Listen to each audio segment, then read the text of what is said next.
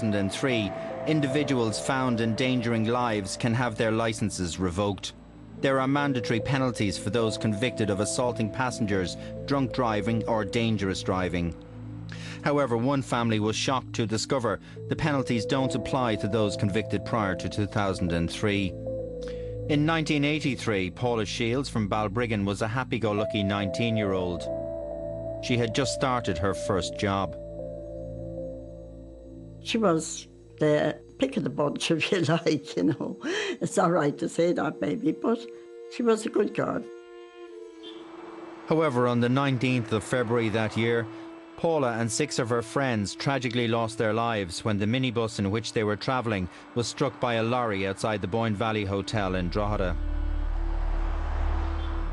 The lorry was driven by this man, John McCluskey from County Meath.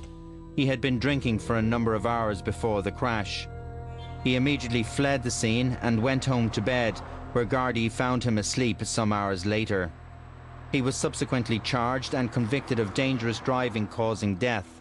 He was given a 2-year suspended sentence and banned from driving for 15 years. Well, we thought it was a disgrace, really, because I thought he should have done a jail sentence for the fact that he'd left the scene. He showed total disregard for the people he was leaving behind, didn't even pick up a phone or ring somebody. 7 years into his 15-year ban, McCluskey went to court in an effort to get his driving licence back. He was successful and his licence was restored.